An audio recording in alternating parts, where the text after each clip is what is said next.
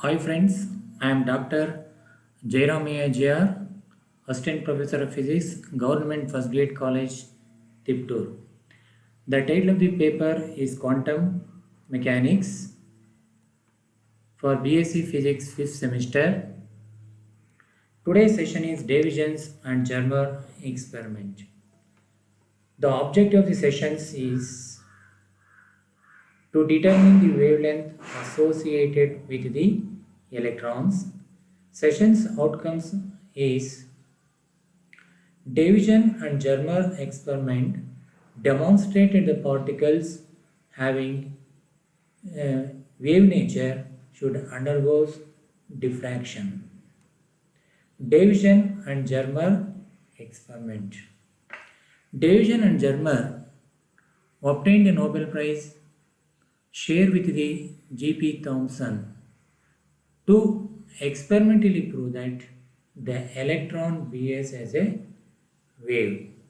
Earlier, the wave nature of electron theoretically proved by de Broglie, so that is known as de Broglie wave or de Broglie hypothesis. So this is a experimental setup. This is an electron gun connected to a low tension battery. The electrons are emitted. The emitted electrons are passing through the aluminum cylinder.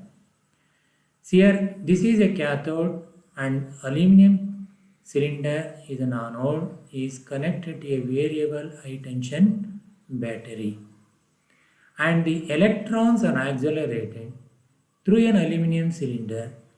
Low energetic electrons are absorbed by the aluminum because aluminum has a high absorption coefficient. The entire apparatus is placed in an evacuated chamber to avoid further collision of electrons with the surrounding nature. So that's why high vacuum is necessary to conduct an experiment. So the high energetic beam of electron is incident on a nickel crystal. So in this case, normally high energetic beam electron incident normally on a nickel crystal. So diffraction will be takes place to satisfy the diffraction condition. Normally means the angle of incidence is 0. The diffracted electrons, the intensity of the diffracted electrons are measured by sensitive galvanometer. The galvanometer are moving in circular scale. Here for a different diffraction angle, the diffracted electrons are measured. So the experiment is repeated for a different or variable potential and with different angle theta. The experimental part is the accelerated beam of electrons strike the nickel target normally. So normally means the angle of incidence is 0. The electrons are diffracted in a different direction by nickel crystal. So the electrons are diffracted different angles. The different angles diffractions are measured by sensitive galvanometer. The intensity of diffracted electrons are measured by the sensitive galvanometer and it can be rotated along the circular scale. So this is the circular scale. So the recorded data of the experimentally observed values are plotted in a graph. So the experiment are repeated with different potentials and different angle. The experiment is repeated for different potentials.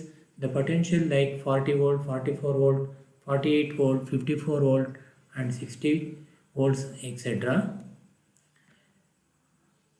So among the different potential, the bump is maximum at 54 volt. So you can see that at different potential, at the potential is 54 volt, the hump is maximum at theta is equal to 50 degrees. So this is noticeable and observable thing. The bump is maximum at 54 volts and at theta is equal to 50 degree. So the de Broglie wavelength associated with the electron and the potential, the relation de Broglie wavelength is equal to h divided by root of 2mev, where h is a Planck constant, where m is the mass of electron, e is the charge of electron, and v is the potential applied here. So here the potential is 54 volt is maximum ump is observed. So the voltage is 54 is applied, and simplify the de Broglie wavelength to obtain that value is about 1.67 angstrom. So from Bragg's law, the interplanar distance for nickel crystal is 2.15 angstrom. So substitute and simplify at theta is equal to 50 degree. So the wavelength associated with the diffracted electron is 1.65 angstrom. So according to the de Broglie wavelength, 1.67 angstrom, and Davison and Germer experimental is also 1.65 angstrom. So therefore, the theoretically proved by de Broglie and Davison-Germer experiment, or the experimental and theoretical values are consistent. So this is a good agreement with the experimental value. Some multiple choice questions are discussed regarding this question in this session. In Davison and Germer experiment, the diffracted proton from crystal shows particle property, wave property,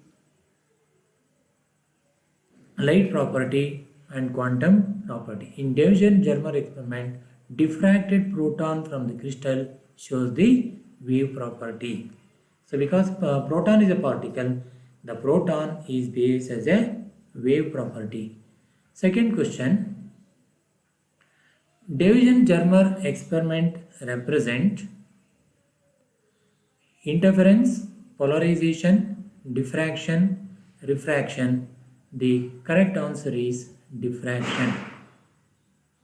Next question, nickel crystal is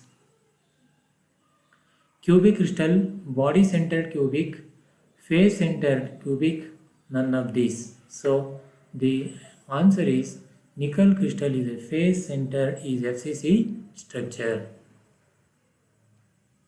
Another question, the first experiment on the diffraction of electron was conducted by